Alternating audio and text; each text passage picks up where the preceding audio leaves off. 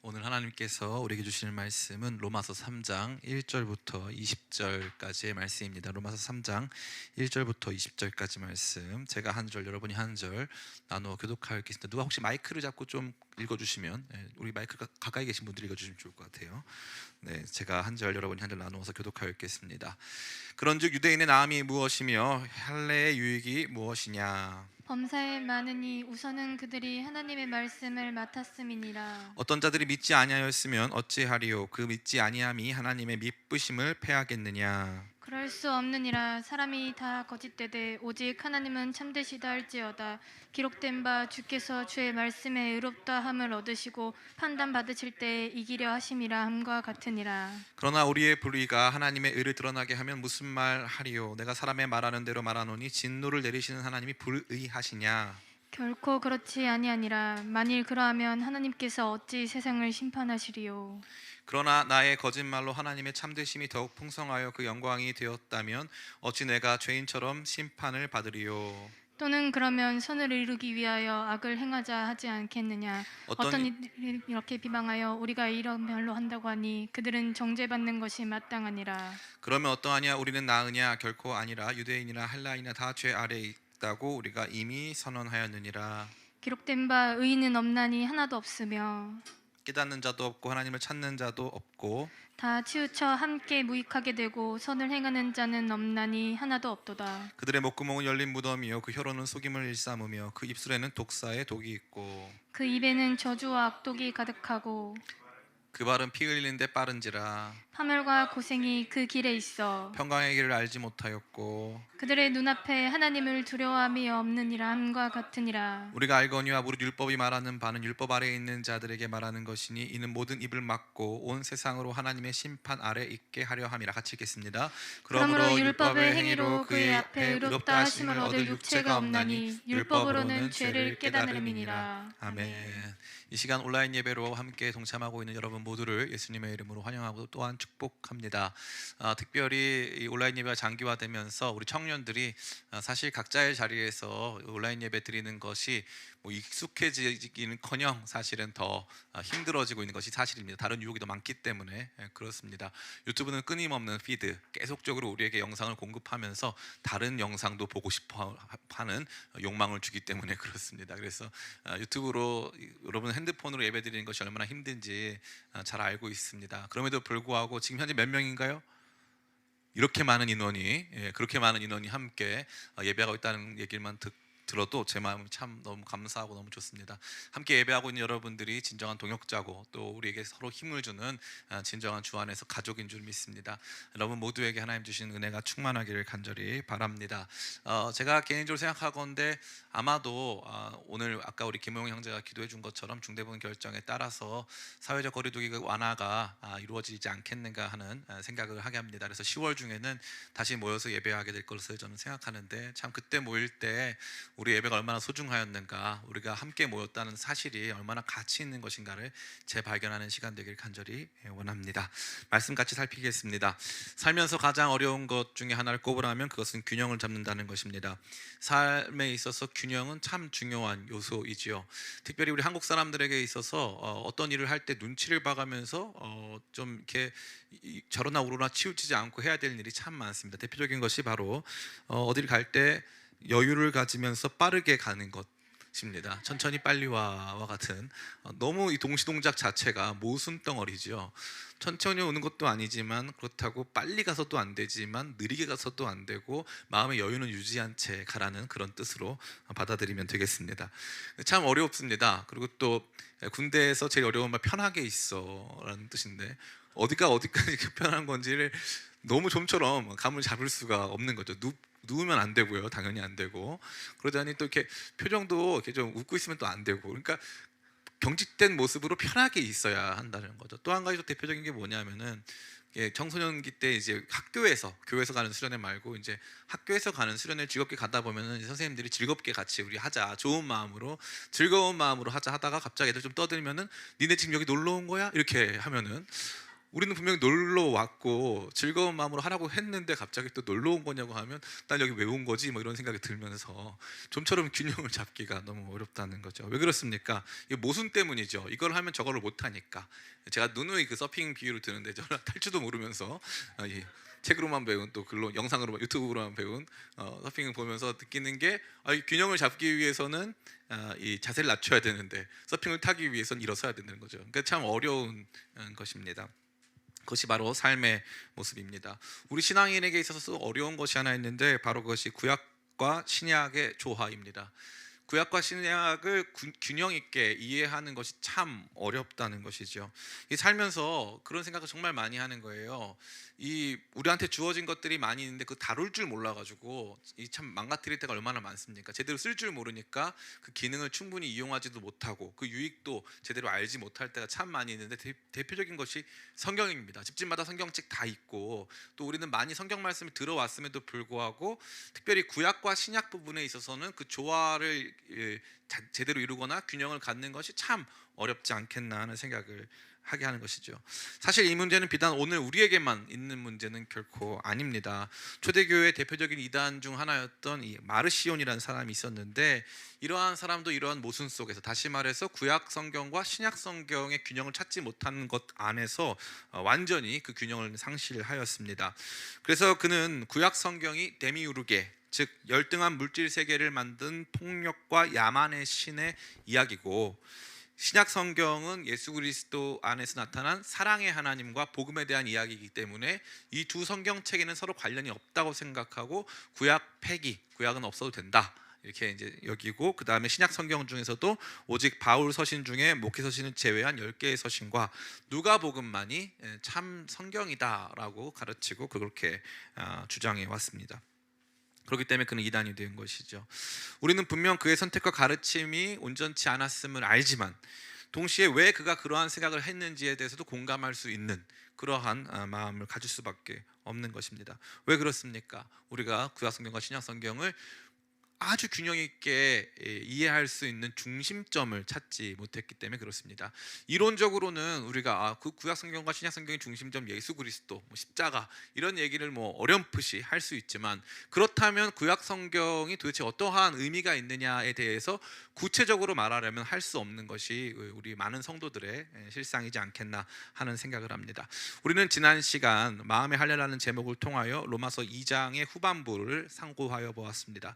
그 내용은 간략히 말해서 할례라는 표식을 통하여 자신이 하나님께 속한 백성이라는 생각 갖는 것이 옳지 못하고 도리어 할례는 마음에 받아야 하는 외적 표식이다 라는 것을 함께 생각해 본 바 있는 거죠. 굉장히 새로운 분들 계실 줄 믿습니다. 그래서 그런 분들 여기 화면 이쪽에 링크가 떠 있지는 않지만 지지난주 설교를 참고 저는 개인적으로 이런 게 좀 가능한 날이 왔으면 좋겠어요. 그래서 여기 그러면 바로 딱 뜨고 이렇게 하는 날이 왔으면 미디어 팀에서 굉장히 싫어하는데요. 어쨌건 그런 그 전주 설교를 들으시면 됩니다. 그래서 이 할례는 마음에 받아야 하는 것의 외적 표식입니다. 그래서 궁극적으로는 상징이라는 뜻이죠. 특별히 이러한 설교를 통해서 종교성의 한계, 또 종교성을 의지하는 인간의 한계를 함께 생각해 본 바 있습니다.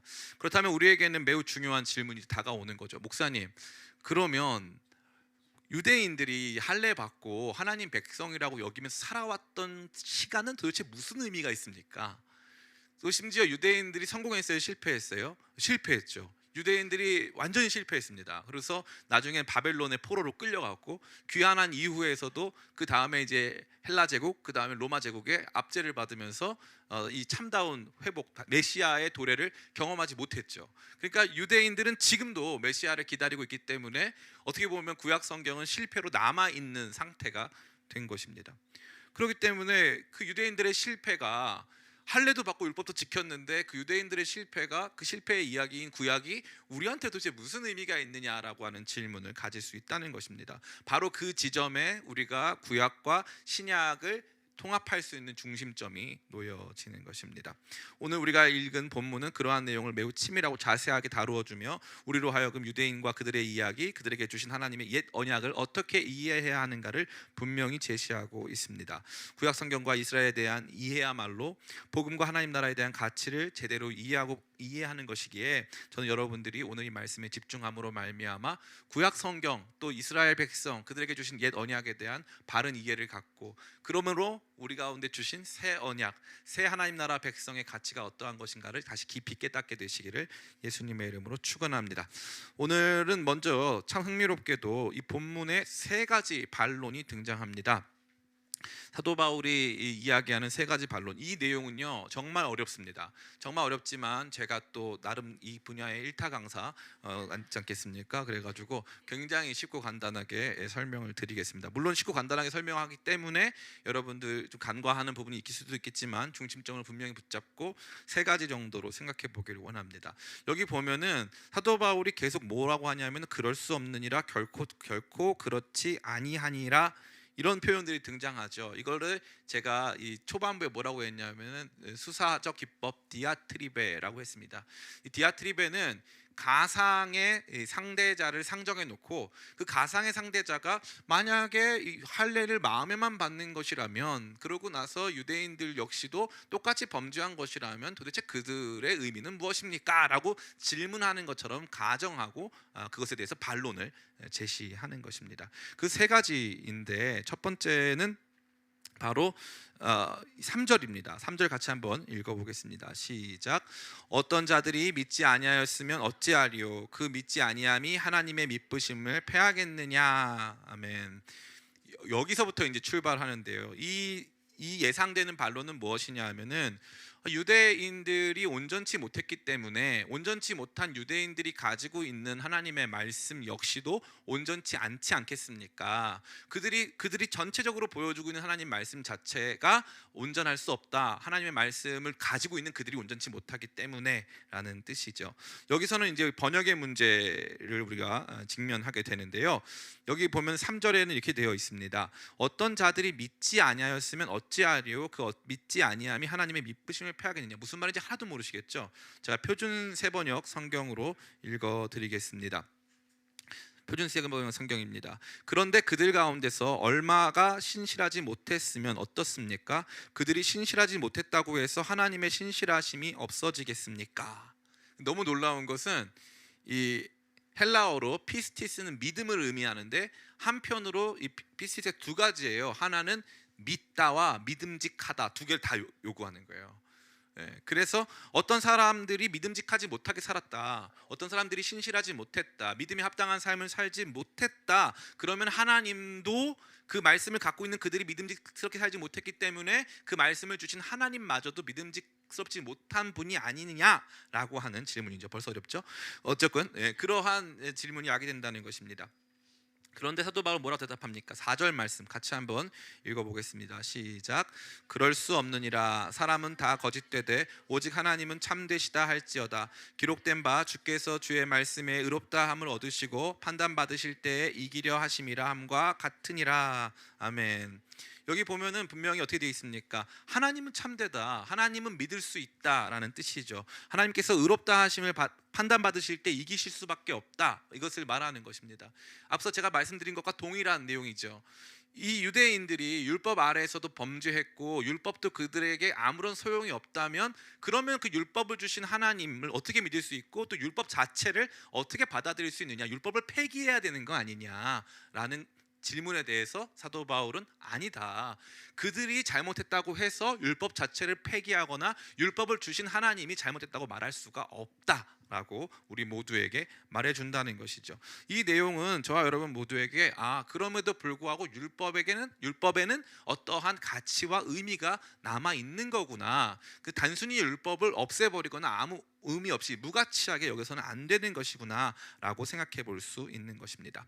두 번째 예상 반론은, 그렇다면 이 구약 이야기 전체가 유대인의 실패, 유대인의 신실하지 못함에 대한 이야기였고, 그것을 통해서 하나님께서 역사하신다면 그 하나님 역시도 불의하신 거 아니냐, 그 하나님 역시도 문제가 있는 것 아니냐라는 것입니다. 우리 같이 한번 말씀을 읽어보겠습니다.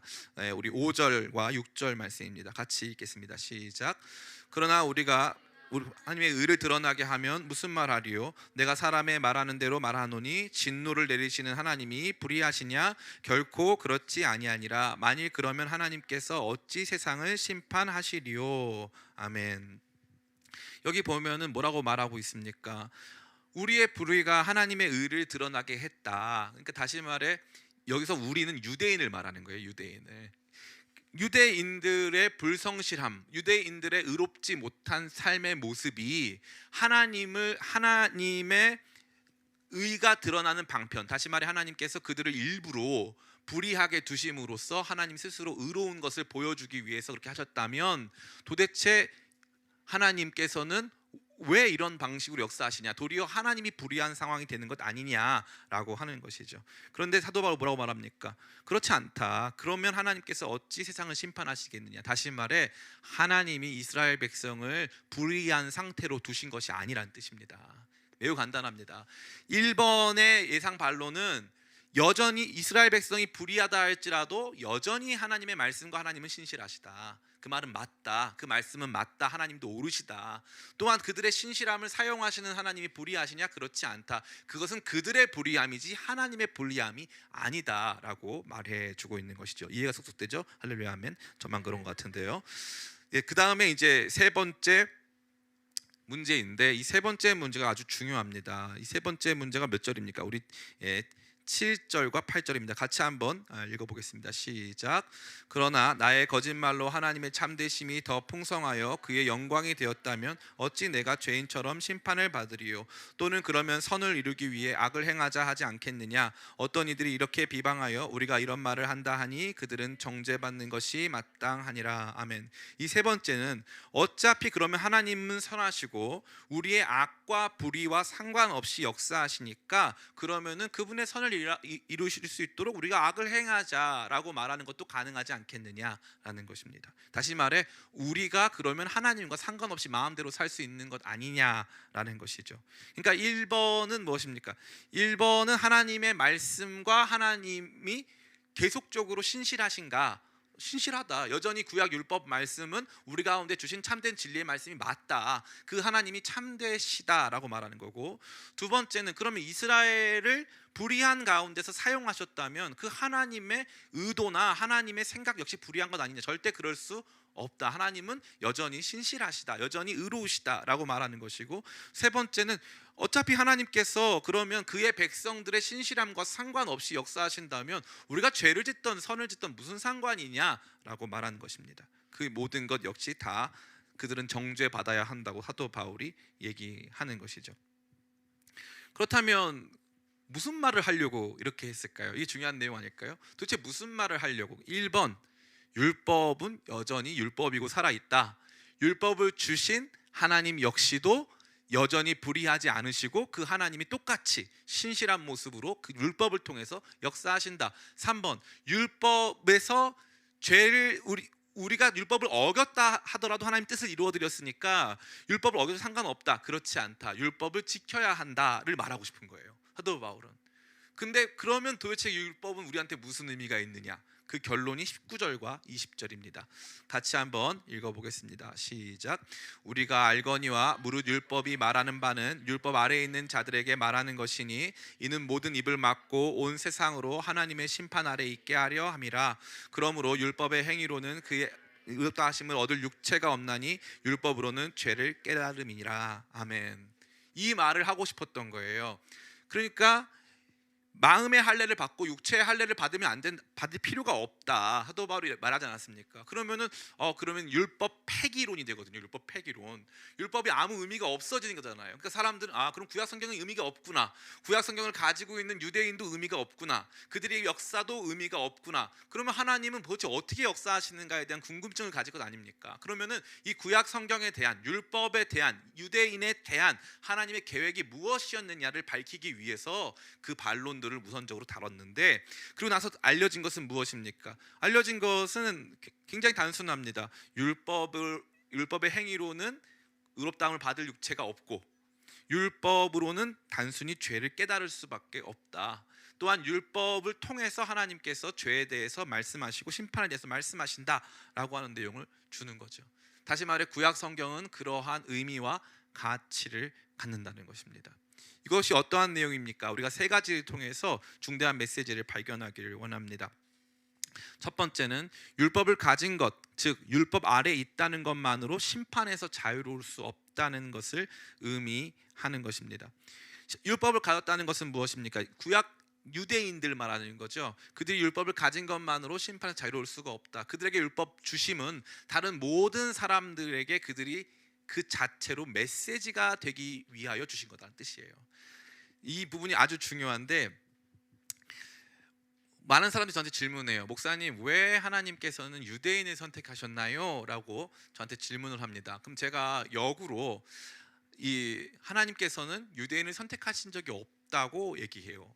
목사님, 성경에 다 기록되어 있는데 없다고 하시면 이단 아닌가요? 하나님께서는 유대인을 선택하셨지만 그 선택이 여러 많은 민족 중에 그냥 하나, 너네도 있구나 하고 선택한 게 아니라 하나님께서는 유대인을 만드셨습니다. 하나님께서 처음부터 아브라함을 택하셔서 그의 백성을 만드신 거예요. 왜냐하면 아이를 낳을 수 없는 부부를 택해서 100살에 아이를 낳을 수 없는 나이에 하나님의 이 초자연적 역사로 자녀를 주시고 그 자녀를 통해서 민족을 이루셨기 때문에 하나님께서는 유대인을 통해서 말씀하시는 거예요. 유대인을 통해서 말씀하시는 거예요. 유대인 자체가 메시지인 거죠. 전 세계에 울려 퍼지는 하나님의 메시지입니다. 유대인 자체가. 그럼 유대인 자체는 어떤 메시지를 갖고 있느냐? 율법 아래 있는 사람들, 언약 아래 있는 사람들의 실패를 통해서 그 율법 아래 있다는 것 자체로 자기 스스로 하나님 백성이 될 수 없음을 보여주는 아주 중요한 샘플이 된다는 뜻입니다. 모형이요 상징이 된다는 뜻이죠. 그러니까 이렇게 말하고 있지 않습니까? 19절 말씀, 우리가 알거니와 무릇 율법이 말하는 바는 율법 아래에 있는 자들에게 말하는 것이니 이는 모든 입을 막고 온 세상으로 하나님의 심판 아래 있게 하려 함이라. 율법을 가진 자도 율법을 지킬 수 없었다. 그러니까 율법 없는 자 역시도 하나님 앞에서는 심판에 놓일 수밖에 없다라고 하는 메시지를 던지기 위한 것이라는 것입니다. 그러니까 의인은 없나니 하나도 없다를 보여주기 위해서 엄청난 메시지를 역사 속에서 또 실제적으로 남겨주신 것이라고 이해할 수 있다는 것입니다. 두 번째는 율법의 행위로는 그 앞에서 의롭다 하심을 얻을 수 있는 육체가 없다는 것이죠. 20절에 그러므로 율법의 행위로 그의 앞에 의롭다 하심을 얻을 육체가 없나니, 율법을 지켰다고 절대 율법을 지킬 수도 없고 율법을 지켰다고 해서 그 앞에 의를 얻을 수도 없다는 내용을 갖고 있습니다. 율법 그 자체로서는 우리를 의롭게 하는 기능이 아니라는 거죠. 아주 중요한 기능입니다. 아주 중요한 내용입니다. 율법은 우리를 의롭게 하는 기능이 아니었다는 겁니다. 세 번째, 이게 아주 중요한데, 두 가지가 아니다 라는 것이 이제는 긍정이 나오니까 이게 진짜고 싶은 말이겠죠. 그게 무슨 말입니까? 율법의 주된 기능은 그것으로 죄를 깨닫는다는 것입니다. 20절에 그러므로 율법의 행위로 그의 앞에 의롭다 하심 얻을 죄가 없나니 율법으로는 죄를 깨달음이니라. 죄를 깨닫게 하는 율법을 주시려고 유대인들을 사용하신 것입니다. 이게 아주 중요한 내용이죠. 죄를 깨닫는 기준, 죄를 깨달을 수 있는 거울로 율법을 주시고 그 율법의 전달자로서 유대인들을 우리 가운데에 보내주셨다라고 이해하면 정확한 이해가 될 것 같습니다. 자, 이러한 내용을 바탕으로 우리가 오늘을 사는 삶 속에서 어떠한 영적 메시지를 발견하고 적용할 수 있을까요?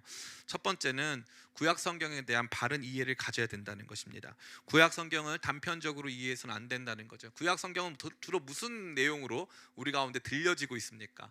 대부분의 경우에 구약 성경은 축복과 저주의 내용으로 우리 가운데 들려지고 있습니다. 하나님 말씀 잘 순종하면 복을 받고 하나님 말씀 잘 순종하지 못하면 벌을 받는다. 맞습니다. 구약 성경의 핵심적인 내용이 분명히 맞는데 그 안에서만 머물러 있는 거죠. 그래서 어떤 일이 발생하느냐, 하나님과의 거래 행위만 따지는 겁니다. 구약 성경을 통해서. 그래서 하나님, 내가 이렇게 주일 성수도 하고 11조 신앙도 하고 내가 여러 가지 일을 했는데 왜 하나님 저에게 축복을 안 주시나요? 분명히 하나님께서 아브라함에게도 복을 주셨고 이삭에게도 복을 주셨고 요셉에게도 복을 주셨는데 왜 나에게는 복을 주시지 않습니까? 라고 하는 이러한 이 보상적 신앙 태도를 구약 성경에서 발견하기가 쉽기 때문에 그것을 구약 성경 읽는 것의 전부로 여길 때가 너무나 많다는 거죠. 이 뭐 축복과 관련돼서 관련돼서는 그럴 수 있는데 저주와 관련돼서는 더 심각한 문제를 발생시킵니다. 그러니까 내가 범죄했기 때문에 하나님 나 때리신다, 하나님 나 벌 주신다, 하나님 앞에서 온전치 못하니까, 나 11조 안 했으니까, 나 주일 성수 안 했으니까,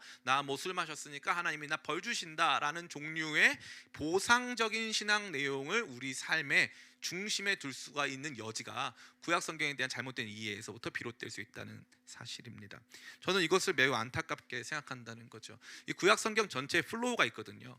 구약 성경 전체에 흐름이 있는데 그 흐름은 제대로 읽어나가지 못하고 단편적인 이야기 하나하나만 바라보면서 결국 그 이야기에 등장하는 성경의 인물들을 자신으로 투사해서 모범을 어떻게 해야 되는지 방법을 구하는 것에 그치고 있다면 여러분은 절대로 구약 성경과 신약 성경을 연결 지을 수가 없습니다.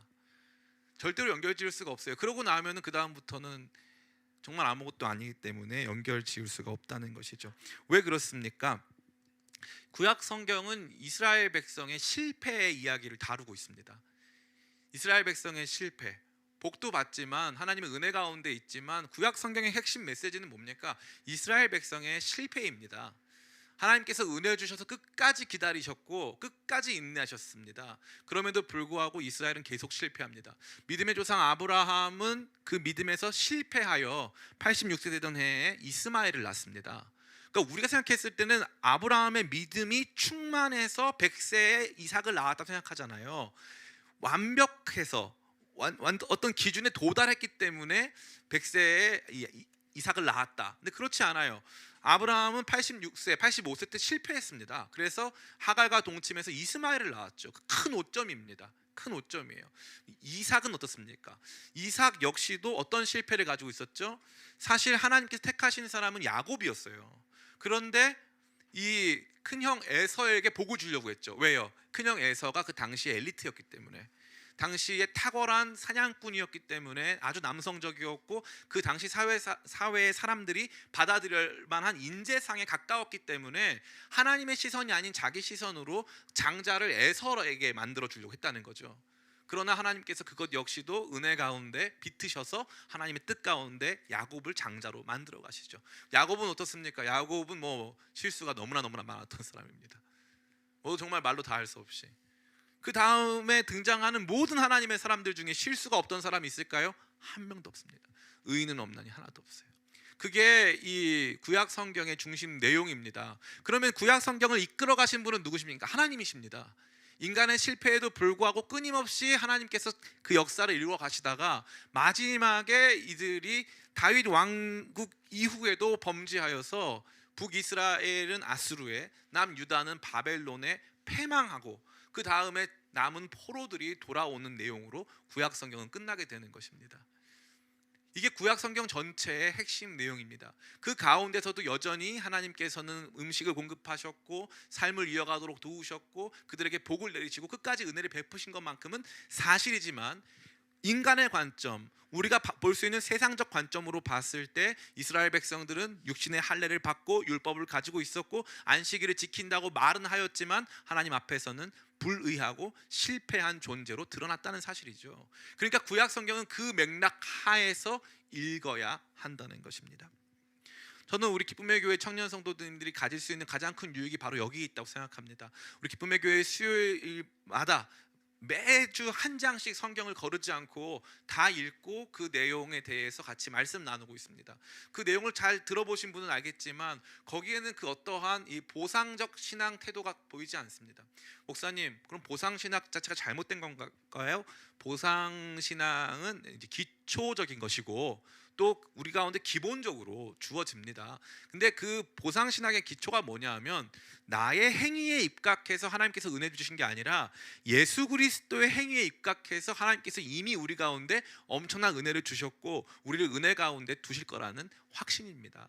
그게 우리가 가져야 될 보상 신학입니다. 내가 더 잘 믿으면 더 많은 돈을 주시고 더 잘 못 믿으면 더 돈을 안 주실 것이다. 이게 잘못된 신앙이라는 거죠.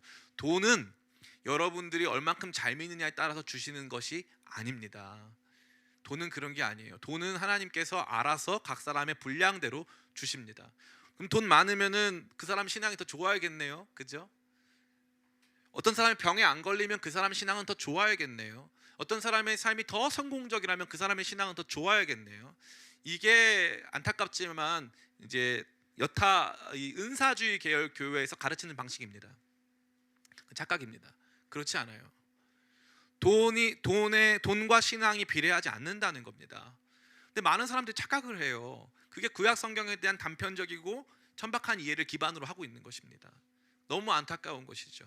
구약 성경은 도리어 우리 모두로 하여금 이스라엘 백성의 실패를 보여주는 거예요. 이스라엘 백성 실패했구나. 율법으로 실패했구나. 할례 받았는데 실패했구나. 스스로 하나님의 장자라고 생각했지만 실패했구나. 그러면 이제 하나님께서 하나님의 플랜 B, 사실 하나님의 플랜 A인데 하나님의 플랜 A, 하나님께서 진짜 만들고자 하시는 내용을 우리 가운데 보이시겠구나라고 하는 메시아를 향한 기대감을 갖게 하는 거거든요. 구약 성경 자체가. 근데 그 맥락을 다 무시한 채 내가 보고 싶은 거에만 보고 내가 보고 싶은 데에서만 공감을 얻는다면 구약 성경에 대한 이해가 또 혹은 사용이 완전히 잘못됐다고 볼 수 있는 것입니다. 두 번째, 우리는 이 말씀을 통해서 우리 모든 육체가 하나님의 심판 아래 있음을 발견해야 하는 것이죠. 그래서 하나님께서 택하시고 말씀을 주시며 함께한 이스라엘 민족도 율법을 가지고 실패했다면 다른 모든 사람들 역시도 실패하는 것이구나. 우리 모든 인간은 그 누구도 하나님 앞에 설 수가 없구나라고 하는 내용을 가져야 한다는 것입니다. 이것이 바로 무엇입니까?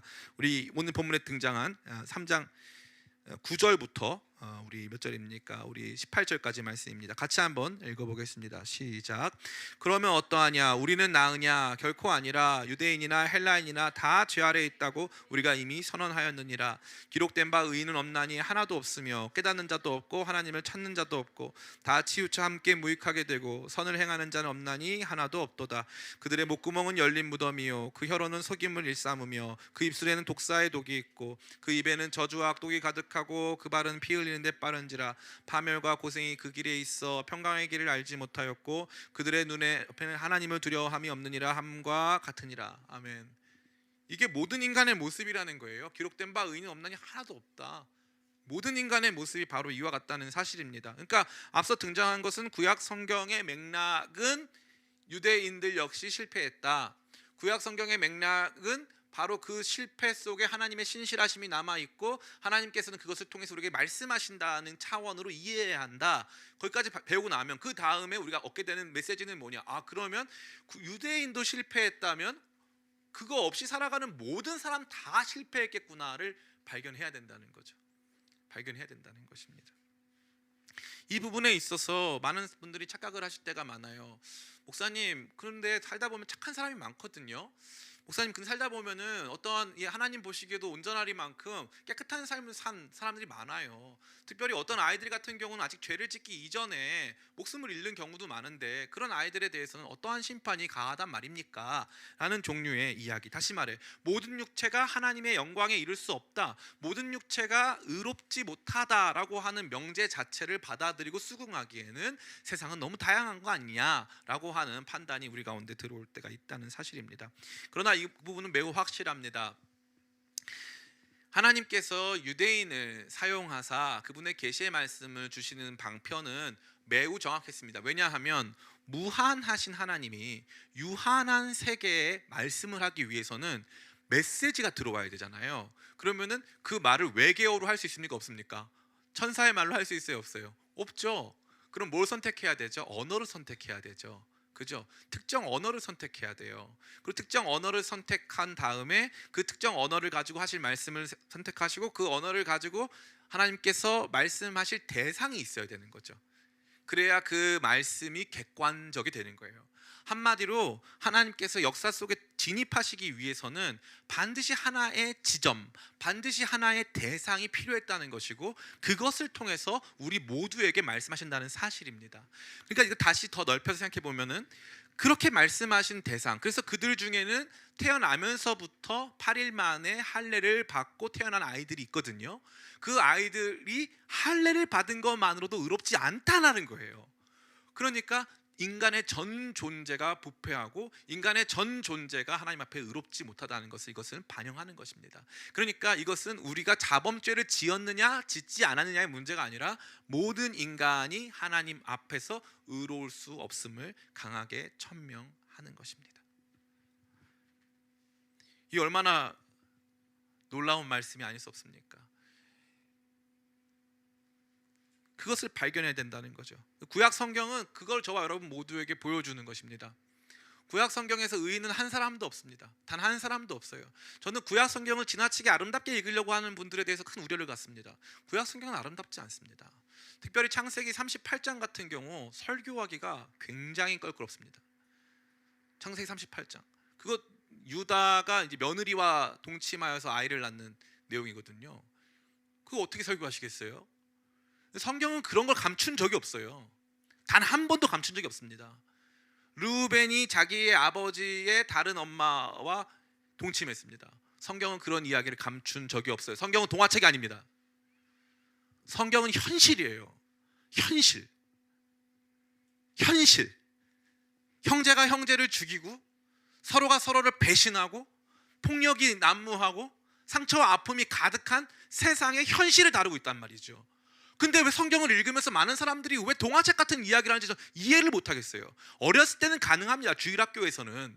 그런데 나이를 먹어가면서 인생의 무게를 느끼면서 성경 이야기를 보면서 야 이거 진짜 우리 얘기네, 야 이거 진짜 우리 안에서 일어나는 문제네 라고 발견하고 그 앞에서 그게 우리의 자화상이기 때문에 눈물 흘리고 그것이 인간의 한계이기 때문에 그 앞에서 무릎을 꿇는 사람들은 별로 없다는 거예요. 성경 읽으면서. 저는 그럴 때가 너무 많거든요. 구약 성경을 읽으면 특별히 요즘에 우리 이 다윗 이야기를 하고 있는데요. 다윗 이야기는요 동화책이 아니에요. 골리앗 이겼다, 골리앗 이긴 장면 빼고 동화책 같은 내용이 하나도 없어요. 단 하나도 없어요. 단 한 줄도. 너무 놀랍지 않습니까? 여러분의 삶을 어떻게 보고 계십니까? 성경은 우리를 다 죄인이라고 말하고 있는데요, 우리가 얼만큼 죄인인지를 보여주고 있는데 구약 성경이 그걸 보여주지 않습니까? 그래서 20절에 뭐라고 말합니까? 그러므로 율법의 행위로 그 앞에 의롭다 하시면 얻을 육체가 없나니 율법으로는 죄를 깨달음이라. 그 어떤 육체도 율법 아래 있고 율법의 전수자가 됐다 할지라도 그 자체로 그 누구도 완벽한 삶을 살 수 있는 사람은 없다는 거죠. 이게 바로 인간의 모습입니다. 저는 이와 관련된 가장 좋은 예시를 영화 기생충을 꼭 여러분 보라고 말씀드리고 싶어요. 그 기생충 안에는요 참 다양한 이야기가 등장하는데 이 모든 사람들이 다 선의를 갖고 있어요. 선의. 그 제일 부잣집부터 다 나름대로 그 계층에 따라서 다 나름대로 선의를 갖고 있어요. 근데 이 사람들이 계층 이동이 좀 있거든요. 계층 이동이 사소한 부분에서 계층 이동이 딱 이렇게 생기고 나면은 그 다음부터 그 서로가 서로를 압제하는 모습이 드러납니다. 너무 신기해요. 그래서 모든 사람들이 거기에 등장하는 작은 아이로부터 나이 많은 사람에 이르기까지 모든 사람들이 다 악인이에요. 모든 사람들이 다 선하지만 다 악인이에요. 그거 보면서 너무너무 놀랍죠. 그렇게 고상하고 괜찮아 보이는 사람들이 누군가의 죽음은 너무 쉽게 여기고 뭐 도망치고 막 하는 모습 보면서 이 영화 정말 잘 만든 영화고 언어, 인종, 민족, 사회, 역사를 초월해서 모든 시대에 대한 이야기를 던지고 있습니다. 저는 봉준호 감독 영화를 그렇게 좋아하지 않습니다. 특별히 설국열차 같은 경우는 뭐 전혀 별로입니다. 개인적으로 뭐 그분이 이 설교를 들을 확률은 없기 때문에 여러분이 그분에게 신고만 하지 않는다면 저는 안전할 거라고 생각합니다. 그런데 이 기생충만큼은 너무 정확해요. 너무 정확함. 우리 폐부를 찌르는 거죠. 그런데 그게 우리 폐부를 찌르는데 자꾸 우리는 그걸 회피합니다. 우리는 회피해요. 저 밑에 있는 사람들이 문제야. 아니 저 위에 있는 사람들이 문제야. 우리 안에 있는 문제인데 우리 안에 우리가 조금만 올라가면 바로 밑에 사람 짓밟더라고요. 거기 보니까 반지하에 사는 사람들이 지하에 숨어있는 사람들 막 짓밟더라고요. 근데 지하에 있는 사람들이 조금만 역전되니까 바로 또 짓밟더라고요. 똑같이 더러운 일들을 행하더라고요. 그 영화는 몇 번을 봐도 우리 가운데 너무나도 많은 메시지를 던져주고 있어요. 그런데 우리는 정작 그 하나님의 메시지의 최고봉이라고 할 수 있는 구약 성경을 들고 그거를 보상신앙의 이야기로 동화처럼 읽고 있다는 거예요. 얼마나 어이가 없냐. 말도 할 수가 없는 거죠. 그 동화가 아니고 우리의 현실입니다. 우리의 자화상이에요. 그거 보면 추하다. 추하다. 해야 되는데 거기서 내 모습을 못 보는 거죠. 내 모습을 못 보는 거예요. 그러니까 날마다 뭐 그냥 복받은 이야기, 하나님이 함께 하신 이야기. 그 하나님의 함께 하심의 결론이 뭡니까? 하나님은 끝까지 함께 하셨는데 이스라엘은 끝까지 하나님 버렸잖아요.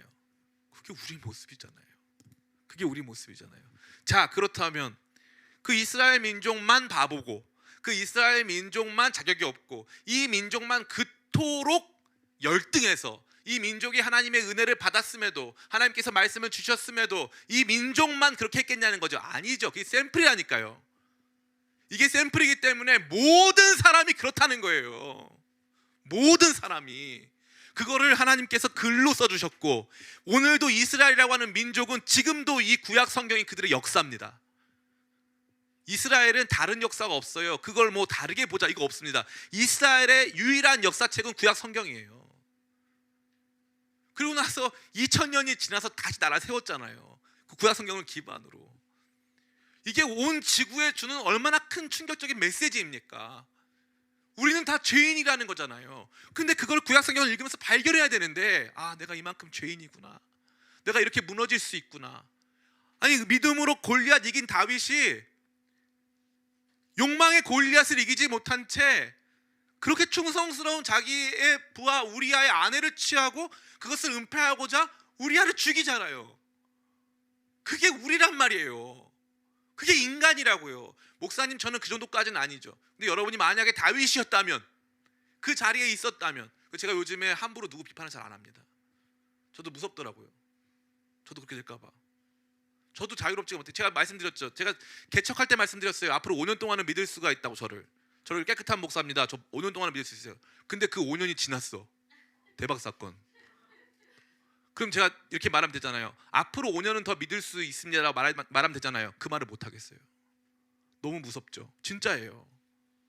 그 말을 못 하겠어요. 제가 처음에 5년 동안 한 만큼 앞으로 5년을 더 순수하게 할 수 있을까?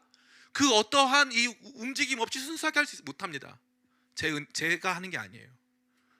기도할 수밖에 없어요. 기도할 수밖에. 그리고 성경을 보니까 저만 그랬던 게 아니에요. 아니, 솔로몬은요, 하나님 앞에 1000번째 드리면서 왕국을 시작했습니다. 그 솔로몬이 성전 건축했어요. 솔로몬이 그렇게 많은 이방 여인들과 동침하고 그들을 자기의 아내로 삼은 다음에 우상 숭배할 줄 누가 알았습니까? 아무도 몰랐어요. 아무도 몰랐습니다. 성경이 끊임없이 보여주는 건 시작부터 끝까지 온전했던 왕이 손에 꼽습니다. 손에 꼽아요. 대부분 다 변절, 대부분 다 배신. 이게 인류의 역사고 하나님 앞에서 인간의 역사입니다. 구약은 이걸 보여주는데, 그걸 보면서 내 얘기로 듣는 게 아니라 이스라엘 백성 열등해가지고, 이 백성 이렇게 한심해가지고 또 불평을 일삼네. 광야에서 하나님이 40년을 인도하시는 동안 발이 부르트지 않았고 옷이 헤어지지 않았고, 낮에는 구름 기둥 밤에는 불 기둥으로 함께 하시며 만나와 메추라기로 먹이시고 반석에서 물을 내셨는데 또 불평하네. 그 누구 모습이다? 우리 모습이다. 인간 모습이다 이거예요. 그걸 바라보면서 눈물이 나고, 이게 내 모습, 내가 나 왜 이런 상태지? 막 이것 때문에 막 화가 나야 되는데, 그 모습은 그냥 뭐 자연스럽게 유대인들이니까, 이스라엘인들이니까. 이게 극대화된 게 뭔지 아세요? 홀로코스트예요. 홀로코스트. 2004년에 이 멜 깁슨이라고 하는 영화 배우가 영화를 만들었어요. 패션 오브 크라이스트라는 영화를 만들었습니다. 그때 이제 미국의 방송국 기자가 질문을 하는 거예요. 멜 깁슨 씨, 당신이 생각했을 때는 누가 예수 그리스도를 십자가에 못 박았습니까? 굉장히 중요한 질문이에요. 왜냐하면 예수님을 실제로 못 박은 사람은 로마 사람이에요. 로마 군병. 그죠? 근데 예수님을 붙잡아서 넘겨서 뒤에서 배후 조종한 사람들은 유대인이죠. 유대인이에요. 이게 정말 동양과 서양이 하나 되어서 예수님을 십자가에 단 거예요. 이게 굉장한 상징성이 있는 내용이거든요. 그런데 독일 나치당에서 그 당시에 이제 이 1차 세계대전이 끝나고 베르사유 조약에 의해서 이 전후에 엄청난 막대한 배상금을 물어야 하면서 독일 정부가 무너지고 있는데, 거기에서 잘 사는 사람들이 있단 말이죠. 그 사람들이 누구냐면 유대인 금융가들이에요. 이 유대인 금융가들이 그 중심에 있다 보니까 히틀러가 그 다음부터 이제 자기 민족에 대한 우월성을 강조하면서 유대인들을 까기 시작하는데, 예수 그리스도를 십자가에 못 박은 민족이라고 본 거예요. 그러니까 멜 깁슨한테 던져진 누가 십자가에 못 박았습니까? 이 질문이 굉장히 중요한 질문이에요. 로마인들입니다. 유대인들. 이 말을 했다가는 난리가 납니다. 멜 깁슨이 뭐라고 대답한 줄 아세요? 그 이후의 삶은 온전치 않았지만 그게 우리 모습이잖아요. 근데 어쨌건 그때는 참 온전했어요. 잠깐 눈을 감고 제가 예수님 못 박았습니다. 제가 예수님 못 박았습니다. 딱 고백하더라고요. 제가 보면서 바로 그거다. 바로 이거다. 우리가 만나고 봐야 될 건 성경 안에서 우리를 보는 거예요. 거울이에요, 거울. 우리를 딱 보는 거예요. 아, 이게 나다. 막 눈물이 나고, 이게 나다, 내 모습이다. 이것 때문에 막 가슴이 막 어떻게 할지 모르겠고 막 이런 상태가 되어야 되는 거거든요. 그러니까 하나님의 은혜 없이는 살 수가 없고, 아, 나 이거 진짜 이거 어떻게 아무리 벗어날 수도 없는, 율법이 내게 주어졌다 한들, 말씀이 내게 주어졌다 한들 그 말씀을 살아낼 수 없는 나 자신을 발견하면서 애통하고 울고 회개하고 가슴을 찢어야 되는데 이게 안 된다는 거예요. 이게 구약 성경을 읽으면서 저는 이게 너무 답답한 거예요. 너무 이게 우리의 모습이구나 하면서 그 수많은 사람들의 욕망과 폭력과 갈등과 미움과 증오와 자기 안에 점철된 하나님을 향한 원망과 증오, 말로 할 수가 없는데 왜 그런 걸 못 보냐 이거죠. 눈이 가려져 가지고 그런 건 안 보여. 그런 건 안 보여. 괜히 그 성경에 이제 이상한 뭐 작은 꼬투리 하나 찾아가지고 뭐 믿을까 말까 이런 걸 하고 있지, 진짜 우리 모습을 보여주시는 이 하나님의 위대한 계시의 말씀, 이 메시지를 제대로 인식하지 못한다는 엄청난 한계가 우리 가운데 있다는 사실입니다. 사랑하는 청년 그리스도인 성도 여러분, 저는 여러분들이 이 저스틴 마터라고 하는 사람이 있어요. 초대교회 순교자인데, 이 순교자 유스티니우스라고 하는 사람인데, 이 저스틴 마터는 당시에 헬라 철학에 굉장히 심취한 사람이었습니다. 그런데 이 헬라 철학에 엄청 심취했던 이 저스틴 마터가 엄청난 회심을 경험하는데, 어떤 이 현자와 같은 노인 한 분이 와서 성경을 한번 읽어봐라, 성경을 읽어봐라, 계속 권면을 하는 거예요.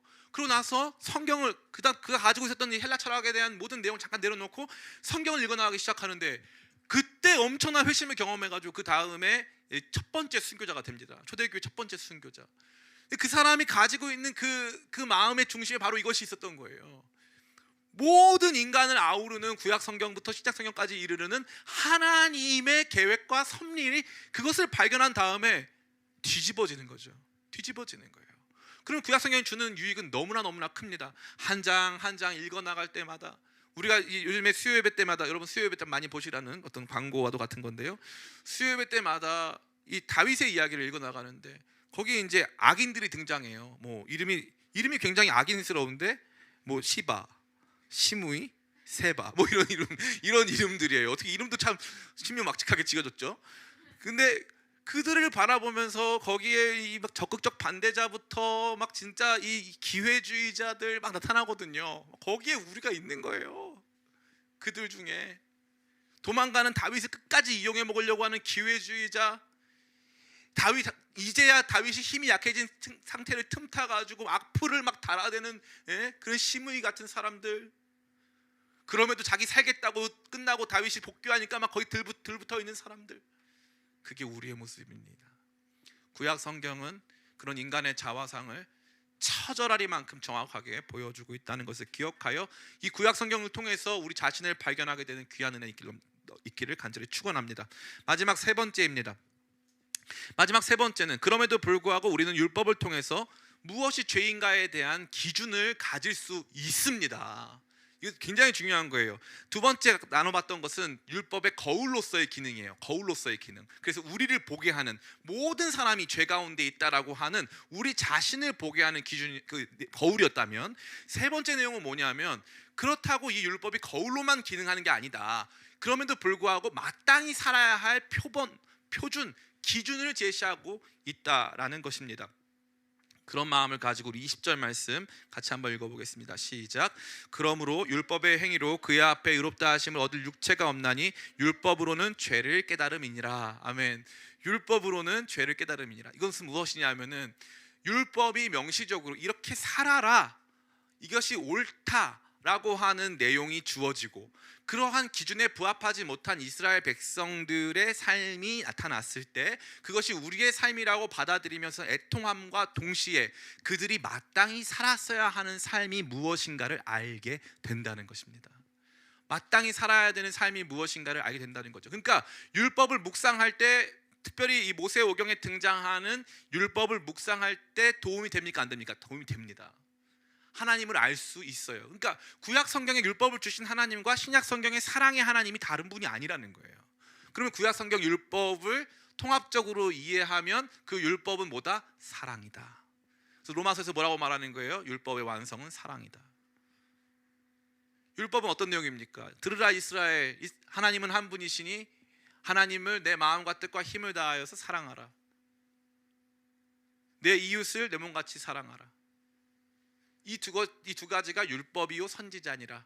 이것이 예수님께서 구약 성경 전체를 요약하셔서 말씀해 주신 내용입니다. 이 기준이 우리 가운데 있어야 된다는 거죠. 하나님 사랑과 이웃 사랑이라고 하는 기준이 율법을 통해서 제시되어 있는 것입니다. 하나님은 얼만큼 어떻게 사랑해야 되는가도 나타나고 이웃을 얼만큼 어떻게 사랑해야 하는가도 나타납니다. 그 내용들을 기반으로 우리는 우리가 살아야 할 삶의 가치와 분명한 기준을 발견하게 된다는 것이죠. 그래서 구약 성경에는 그 가치와 기준이 분명하게 드러나 있습니다. 그것이 없다면, 그 기준이 없다면 우리는 무엇이 죄인지를 알지 못하기 때문에 우리 자신이 그것을 거울로 받아들일 수도 없을 것이고 우리 자신이 하나님 앞에서 의롭지 못한 상태라는 것도 발견할 수 없을 것입니다. 다시 말해 구약 성경에 등장한 모든 이야기가 비극적인 우리의 상태를 보여주고 있는 거울이라면 구약 성경이 가지고 있는 또 하나의 기능, 즉 빛의 기능이 있을 때야 비로소 그 거울이 거울로서 작동할 수 있다는 사실입니다. 구약 성경은 분명히 말하고 있어요. 십계명을 통해서 여러 율법의 조항들을 통해서 하나님께서 기뻐하시고 원하시는 삶이 무엇인가, 우리가 마땅히 살아야 되는 삶이 무엇인가를 분명히 말하고 있다는 것입니다. 그렇기 때문에 신약 성경은 구약 성경을 무시한 채 새로운 법률을 제정한 것이 아니라 구약 성경을 긍정적으로 적극적으로 완성하는 모습으로 새로운 율법을 제시하고 있는 것입니다. 그래서 구약 성경에 안 되는 것은 대부분 신약 성경에도 안 되는 것이죠. 안 되는 것입니다. 이 구약 성경에 등장하는 도덕법, 또 시민사회법, 또 의식법, 예배드리는 방법 등이 있는데 예배드리는 방법은 모두 예수 그리스도 안에서 완전히 성취되었기 때문에 우리는 그 성취된 내용을 이 세례, 또 성만찬, 또 예배, 말씀과 기도를 통하여서 날마다 누립니다. 그 내용을 배제하고 도덕법, 우리가 마땅히 어떠해야 하는가라고 하는 도덕법과 시민사회에서 어떻게 살아야 하는 시민사회법은 여전히 많은 법률 체계 안에서 유효합니다. 이 부분은 너무 중요한 거예요. 그것이 우리 가운데 기준이 되는 거죠. 마땅히 살아야 될 기준이 우리 가운데 제시되었다는 것입니다. 그렇기 때문에 구약 성경을 읽으면서 또 한 가지 중요한 것이 무엇입니까? 우리의 삶의 중요한 모범, 우리가 마땅히 살아야 하는 삶의 더 높은 기준과 가치들을 발견하게 된다는 것입니다. 이것이 구약 성경의 굉장히 중요한 기준입니다.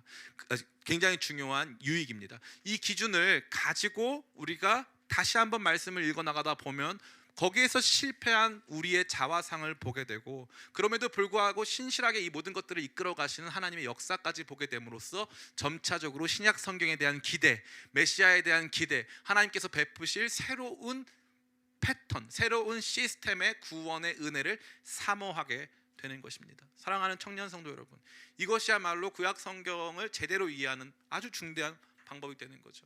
저는 로마서 말씀을 읽으면서 굉장히 놀랐습니다. 첫 번째는 설교하기가 어려워서 놀랐고 두 번째는 너무나 체계적이어서 놀랐어요. 제대로 이해하기 시작하면 굉장히 체계적입니다. 그러니까 이 사람 논리 안에 들어가야 돼요. 사도 바울의 논리 안에 들어가면 굉장히 체계적입니다. 그러니까 반론들을, 예상 가능한 반론들을 먼저 하나씩 제거해 가면서 핵심 내용을 딱 전달하는 거죠. 핵심 내용을. 그러니까 율법이 이제는 아무 의미 없고 무가치한 것이었고 율법을 못 지킨 유대인이기 때문에 그 유대인을 사용하시는 하나님이 불의하시거나 아니면 하나님이 율법과 상관없이 일하시거나 이런 모든 내용들을 탁탁탁 가지를 쳐버린 다음에 율법이 왜 중요하냐, 율법이 왜 중요하냐, 이게 왜 우리 가운데 구약 성경에 여지껏까지 의미가 있느냐를 매우 분명하게 보여주고 있다는 사실입니다. 저는 여러분들이 이러한 내용을 바탕으로 구약 성경을 읽어나갈 때 하나님께서 주시는 엄청나고 폭발적인 은혜를 경험할 거라고 확신합니다. 저는 확신해요. 이것을 보지 못하면 그 다음부터는 다 나무만 보는 거죠. 숲을 보지 못한 채 나무만 보는 것에 급급해서 똑같은 거 반복적인 것으로만 여길 수밖에 없습니다. 그러나 구약 성경은 절대 그렇지 않습니다. 구약 성경에 대한 새로운 이해, 분명한 이해가 우리 가운데 주어지고 나면 우리는 조금씩 그 안에서 거울로 우리 자신의 모습을 비춰보고 그 거울에 빛을 비추어 우리로 하여금 정말 우리 자신을 직면하게 하는 그 빛, 그 기준까지 발견할 수 있게 되는 것입니다. 이제 말씀을 마칩니다. 어려운 설교일수록 빨리 마쳤어야 되는데 여러분 모두에게 이게 열정이 과하면 이런 문제가 균형을 잃은 거죠. 이런 문제가 늘 발생합니다. 말씀이 잘 이해가 안 되시는 분들은 다른 목사님께 물어보시기 바라고요. 김병환 목사님 추천드립니다. 농담이고요. 이 말씀이 이해가 안 되시는 분들은 이 설교를 몇 차례 계속 들어봐 주셨으면 좋겠고, 그 다음에 또 한 가지는 이 오늘 읽은 말씀을 표준 세번역 성경으로 혹은 영어 성경 다양한 버전으로 또 헬라어를 하실 수 있는 분들은 헬라어 성경으로 읽어보시기를 추천합니다. 진짜로 그렇게 하고 나면, 그다음에 제가 처음에 보여드렸던 그 구조 1절부터 이 어디까지입니까? 우리 1절부터 8절까지 내용이 사도 바울의 디아트리베, 사도 바울이 반론, 예상 가능한 반론을 제거하고 있다라고 하는 맥락과 그 이후에 이 구약 성경이 주는 핵심적인 내용으로 달려가고 있다. 그래서 의인은 없나니 하나도 없다. 율법은 우리 가운데 죄를 깨닫게 하고 우리 자신의 모습을 비추는 거울로 작용한다라고 하는 이 메시지를 향해 달려가고 있음을 여러분들이 발견하실 수 있을 것입니다. 저는 우리 청년 성도들이 구약 성경에 대한 바른 이해를 가짐으로 말미암아 이 말씀 안에서 하나님께서 주신 분명한 기준을 발견하고 그 기준에 따라서 기준의 빛에 비추어 봤을 때 온전치 못한 우리의 자화상을 보여주고 있는 풍성한 구약 성경의 말씀 안에서 다시 한번 주님의 은혜를 간구하는 참된 모습, 참된 신앙을 회복하게 되시기를 예수님의 이름으로 축원합니다. 제가 기도하겠습니다. 아버지, 참 어려운 말씀 증거했습니다. 온라인으로 보기에도 참 어렵지 않을까, 많은 유혹이 있었을 것 같은데 그럼에도 불구하고 이 말씀 끝까지 듣는, 또 이 말씀 안에서 어찌됐건 하나님의 진리의 빛을 발견하려고 하는 우리 지체들 찾아가 만나주시고 그들에게 은혜 주시기를 간절히 원합니다. 구약 성경 우리 가운데 왜 주셨을까? 왜 이 말씀이 이러한 상태로 남아 있을까? 왜 실패한 유대인의 이야기가 왜 우리 가운데 중요할까? 하나님께서 그 말씀을 지속적으로 보여주신 역사를 보도록 하여 주시옵소서. 날마다 신실하지 못한 이스라엘 백성을 끝까지 붙들으셨던 그런 하나님의 이야기, 그럼에도 불구하고 끝끝내 실패한 이스라엘 백성의 이야기에 주목하게 하시옵소서. 또한 주님, 그 안에서 발견된 우리 자신의 자화상 보게 하여 주시옵소서. 의인은 없나니 하나도 없다. 유대인들만 죄인이 아니요 우리 자신도 죄인임을 발견하는 귀한 은혜가 우리 모든 청년들에게 있게 도와주시옵소서. 또한 분명히 그 거울을 보게 하는 율법 자체가 그 기준을 우리 가운데 제시하고 있는 내용을 깊이 살핌으로 말미암아 마땅히 우리가 살았어야 하는 삶의 내용 역시도 귀한 모범으로 간직하는 우리 모든 청년들 다 되도록 은혜 더하여 주시옵소서. 감사와 찬양 올려드렸고 예수님의 이름으로 기도드립니다. 아멘. 우리 마지막 찬양 부르시고 헌금 위에 기도하고 축도로 예배 마치겠습니다.